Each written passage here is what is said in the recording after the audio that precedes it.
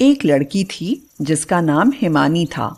हिमानी एक पढ़ी लिखी ग्रेजुएट पास लड़की थी, पर उसे यह कहाँ पता था कि उसकी तकदीर में एक ऐसा घर लिखा है जहां सास ऐसी जो हिमानी को सांस तक नहीं लेने देती। सास के नाम पर तो मानो शैतान थी, शैतान। अरे ओ हिमानी, यह क्या दिन भर किचन में बर्तनों को रगड़ती रहती है? उठ यहाँ से, घर में मेहमान आने वाले हैं, जाकर सारे घर की अच्छे से सफाई कर। जी माँ जी, अभी करती हूँ। सारा घर साफ करने के बाद हिमानी थकी हारी अपने बेड पर लेटती है। इतने में सास कहती है, ओ हिमानी, कहाँ मर गई तू? हिमानी घबराकर उठ जाती है। जी माँ जी, मैं तो बस सब काम खत्म करने के बाद थोड़ा आराम करने गई थी। अरे करम जली, दिन भर बस सोना ही सिखाया है क्या तेरे माँ बाप ने तुझे? चल इधर आ, मेरे पैरों में मालिश कर दे। हिमानी के साथ रोज का सास का सितम होता रहता है। दिन भर काम करने के बाद भी जालिम सास हिमानी को आराम नहीं करने देती। फिर एक दिन हिमानी की एक सहेली रूपा उसके घर आती है। अरे हिमानी, कैसी हो? शादी के बाद बहुत बदल गई हो। बदलेगी ही ना, दिन भर खा पी कर सोते जो रहती है। अरे यह क्या हिमानी, तुम कितनी लकी हो जो तुम्हें ऐसी सास मिली। सास के सामने बेचारी हिमानी रूपा से कहती है, कुछ खाओगी रूपा? सास यह सुनकर कहती है, अरे बेटी हिमानी, जरा इधर आओ। जी माँ जी। तेरे बाप ने यहाँ राशन भर कर रखा है क्या, जो तू मुफ्त में यहाँ किसी को भी खाना खिला रही है? बेचारी हिमानी अपनी सहेली को बातों में फुसलाकर अपने कमरे में लेकर चली जाती है। हिमानी, यह क्या? तुम्हारी सास तो बहुत अच्छी है, तुम्हारा कितना ख्याल रखती है। यह सुनकर तो हिमानी रोने लगती है। अरे हिमानी, क्या हुआ? तुम रो क्यों रही हो? रूपा, मैं दिन भर घर का काम करती हूँ। घर के काम करते करते मेरे हाथ और पैर दर्द के मारे सूज गए हैं। आधी रात तक माँ जी के पैरों की मालिश करती हूँ, फिर भी मेरी सास मुझ पर इतना अत्याचार करती है। कई बार तो हाथ भी उठाती है। हिमानी, तुम पर तो बड़ा जुल्म हो रहा है, तुम यह सब बर्दाश्त मत करो। इतना कहकर रूपा चली जाती है। बेचारी हिमानी रोते रोते अपने बेड पर सो जाती है। इतने में सास की आवाज फिर आती है, अरे ओ करमजली, इधर आ। टाइम मिला नहीं कि सो गई घोड़े बेचकर। दिन भर बस सोते ही रहा कर तू, हाँ नहीं तो। हिमानी घबराकर उठकर आती है। जी माँ जी। अरे महारानी, रात में मेहमान घर आने वाले हैं, जाकर मेहमानों के लिए यह सब खाना बना। और सुन, खाना अच्छे से बनाना, हाँ, नाक ना कटवा देना मेरी। दिन भर थकी हारी वह किचन में जाकर खाना बना ही रही थी कि इतने में उसका हाथ जल जाता है। हिमानी जोर से चिल्लाती है और रोते रोते बाहर आती है। अरे क्या हुआ करमजली?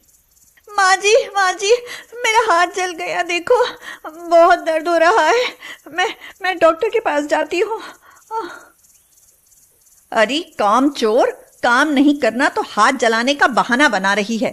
जाकर काम कर किचन में। हाँ। बेचारी हिमानी जले हाथ से रोते रोते दर्द में तड़पती सारा खाना बनाती है। अब रात में सास के रिश्तेदार घर आते हैं, सब खाना खाते हैं। अरे यह क्या, तुम्हारी बहू ने कैसा खाना बनाया? जरा सा भी मजा नहीं आया। हाँ, अच्छा होता हम किसी होटल में खा लेते। हाँ। आज तूने सबके सामने मेरी नाक कटवा दी, तुझे मेरे ही नसीब में पड़ना था। हाँ। रात में अजय घर आता है। सास अपने बेटे अजय को उसकी बीवी की सारी दास्तां सुनाती है। अजय गुस्से में हिमानी से कहता है, ये क्या, तुमने खाना इतना गंदा बनाया आज? तुम्हारी वजह से आज मां को कितना कुछ सुनना पड़ा। मैं तो तुमसे शादी करके ही पछता रहा हूं। और अजय हिमानी को बहुत मारता है। अगले दिन सुबह हिमानी अपने कमरे से बाहर आती है। अरे बहू, जरा इधर आ, घर में सब्जी खत्म हो गई है, जाकर बाजार से सब्जी ले आ। बेचारी हिमानी बुखार में गरम तवे की तरह तप रही थी। हाथ में गोटियों जैसे छाले आ गए थे। माँ जी, मुझे बहुत बुखार है, हाथ भी बहुत दर्द कर रहा है, मुझसे नहीं जाया जाएगा, आप ही ले आओ ना सब्जी। अरे वाह, मैडम की हिम्मत तो देखो, मुझे बाजार भेज रही है। जाकर सामान ले आ, नाटक मत कर अब। पता है मुझे, बहुत बीमार हो गई है तू। हाँ? हिमानी मार्केट चली जाती है। सब्जियां लेते लेते उसे रूपा मिलती है। अरे हिमानी, यह क्या, तुम्हारा हाथ कैसे जल गया? और तुम्हें तो बहुत बुखार भी है। तुम्हारी इतनी तबीयत खराब है, फिर भी तुम सब्जियां लेने मार्केट आई हो। हिमानी अपनी आंखों में दबे आंसू लिए बोली, तो मैं क्या करूं? मेरी सास मुझे सांस तक नहीं लेने देती। अरे हिमानी, तुम अपने माता पिता से यह सब क्यों नहीं कहती? क्या करूं रूपा, मेरे बाबा आए दिन बीमार रहते हैं। ऐसे में उन्हें अपने ऊपर हो रहे इस जुल्म के बारे में कैसे कहूं? वे मर जाएंगे। चलो रूपा, मैं चलती हूँ, माँ जी मेरा इंतजार कर रही होंगी। यह कहकर हिमानी घर चली जाती है। हिमानी पर हो रहे अत्याचार सुनने के बाद रूपा से रहा नहीं गया और वह हिमानी के माता पिता के पास चली जाती है। हिमानी की माता राधा कहती है, अरे रूपा, कैसी हो? बड़े दिन बाद आई हो, सब ठीक है ना? हाँ माँ जी, सब ठीक है। आंटी, हिमानी आई नहीं आपसे मिलने घर? अरे बेटा रूपा, हमारी हिमानी बड़ी नसीब वाली है जो उसे इतना अच्छा ससुराल मिला, इतनी अच्छी सास मिली जो उसे बेटी की तरह रखती है। अरे आंटी, आपकी बेटी हिमानी पर बहुत जुल्म हो रहा है। वह सुखी नहीं बल्कि बहुत दुखी है। उसकी सास उस पर बहुत जुल्म करती है। रूपा सारी अगली पिछली दास्तान हिमानी के माता पिता को सुनाती है। हिमानी के माता पिता यह सुनकर गुस्से में आ जाते हैं। वह फौरन हिमानी की ससुराल उसके गांव जाते हैं। घर पहुंचते ही राधा हिमानी की सास को बहुत सुनाती है।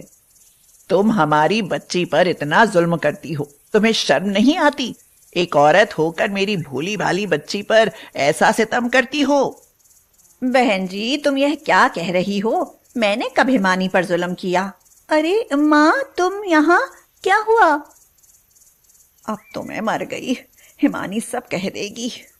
बेटी हिमानी, तुम इतना अत्याचार जुल्म सितम क्यों सह रही हो? तुमने हमें बताया क्यों नहीं? ये क्या कह रही हो माँ? यह सब तुमसे किसने कहा? बेटी रूपा ने मुझे सब बताया है। नहीं माँ, मैं तो यहाँ बहुत खुश हूँ, और माँ जी वो तो मेरा बहुत ख्याल रखती हैं। बेचारी हिमानी अपनी सास की बेइज्जती ना हो इसीलिए झूठ कहती है। नहीं माँ, रूपा ने तुमसे झूठ कहा। मैं तो सच में यहाँ बहुत खुश हूँ, और माँ जी तो मुझे सगी बेटी से भी बढ़कर प्यार करती हैं। भला इतनी अच्छी सास कैसे मुझ पर जुल्म कर सकती है? तो फिर तुम्हारा यह हाथ कैसे जला? माँ, मैं किचन में खाना बना रही थी तो अचानक गरम तेल मेरे हाथों पर गिर गया। सास की आंखों से आंसू निकल आते हैं। वह सोचती है, मैंने इस बच्ची पर इतना जुल्म किया और उसने आज मुझे ही बेइज्जत होने से बचा लिया। हिमानी की सास को बड़ा पछतावा होता है और वह हिमानी से माफी मांगती है। नहीं माँ जी, आप ऐसे मत बोलिए, आप तो मेरी माँ जी हैं। माँ तो माँ होती है ना। तुम सच में बहुत अच्छी बहू और बहुत ही प्यारी बेटी हो। मुझे अपनी गलती पर बहुत पछतावा है। तो अब से हिमानी की जिंदगी एकदम से बदल गई। अब हिमानी की सास उसको अपनी बेटी बनाकर उस घर में रहने लगी। हिमानी की अच्छाई ही आज उसकी जिंदगी में खुशियां ले आई।